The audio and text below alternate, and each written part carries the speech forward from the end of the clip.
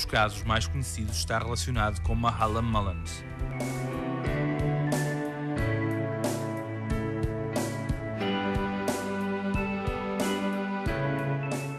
Para sustentar a família, dedicou-se à destilação de brandy, o que lhe valeu muitas aventuras com as autoridades.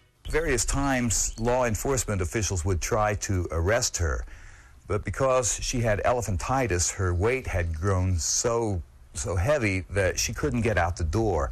One sheriff reported to the judge that she was catchable but not fetchable, and she died here in this cabin, and they took out the chimney in order to take her body out to the graveyard.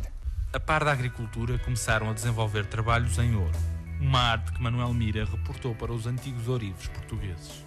O orgulho de ser lusitano manteve-se na tradição oral dos Melungeons por muito tempo.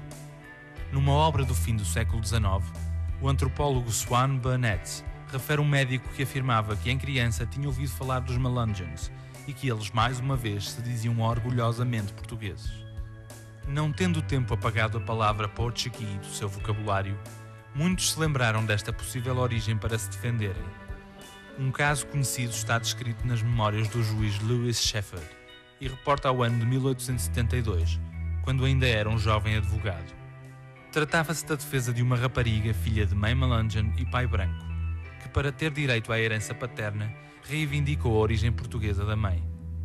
Shepherd alegou o passado heroico dos portugueses, descendentes de fenícios e cartagineses, para ganhar a causa.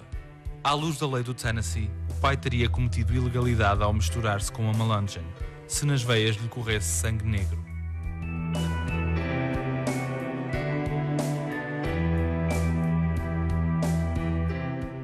A chegada dos ingleses aos Apalaches não foi um momento feliz para os Melungeons, que já se tinham afastado uma vez. Apesar de não serem escravos, viram a sua condição de homens livres ser diminuída, ao ponto de lhes retirarem muitos direitos fundamentais. A partir da Convenção Nacional de 1874, passaram a ser tratados como Free People of Color, ou pessoas livres de cor.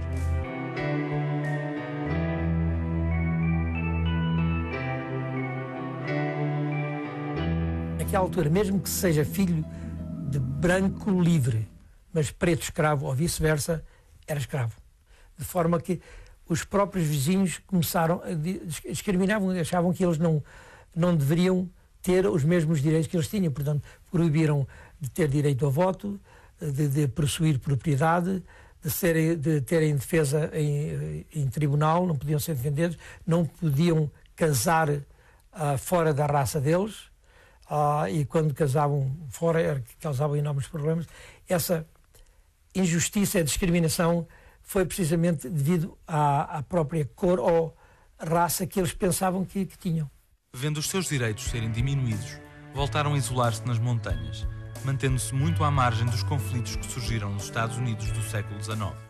Houve uma necessidade em que eles tiveram que se isolar, porque havia a guerra entre os ingleses, portanto que eles não tinham lealdade nenhuma para com os ingleses, e os americanos, já nascidos aqui, que eram, portanto faziam parte do exército de Washington, etc. Nenhum deles já tinham lealdade, portanto tiveram que se manter isolados para se manterem afastados desses problemas que existiam. Depois disso veio a Guerra Civil. Novamente não se identificavam com o povo do Norte e não se identificavam com o povo do Sul.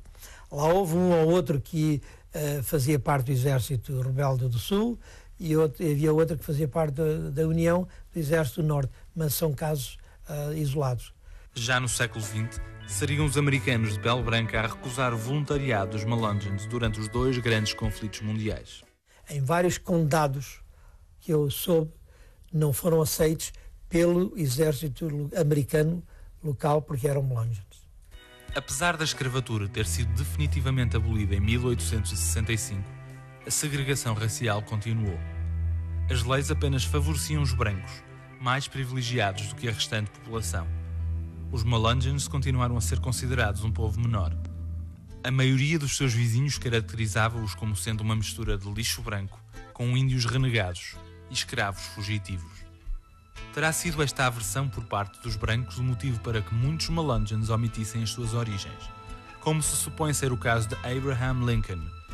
O antigo presidente dos Estados Unidos mantinha relações próximas de portugueses.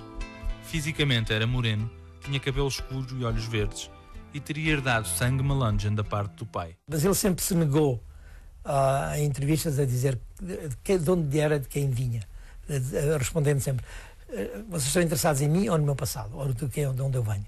No início do século XX, a lei já permitia que Melungeons e brancos frequentassem as mesmas escolas. Mas a permissão legal não mudou o pensamento.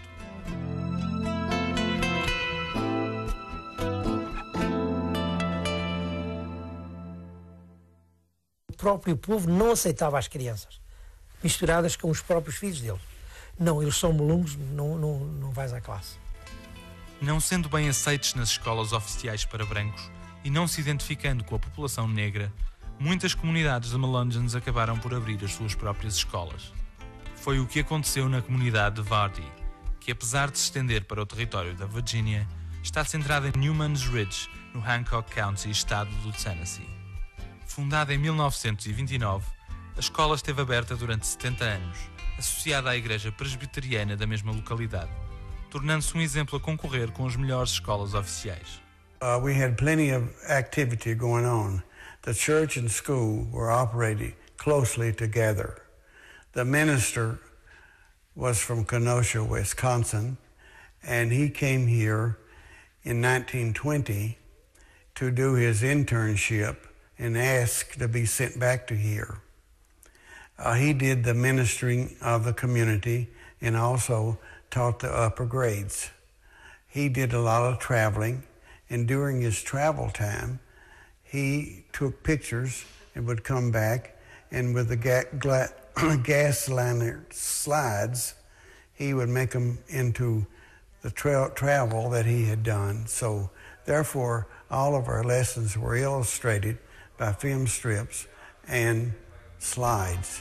Durante as décadas de 30 e 40 do século XX, os Melungeons aumentaram o seu esforço para apagar da memória o seu nome.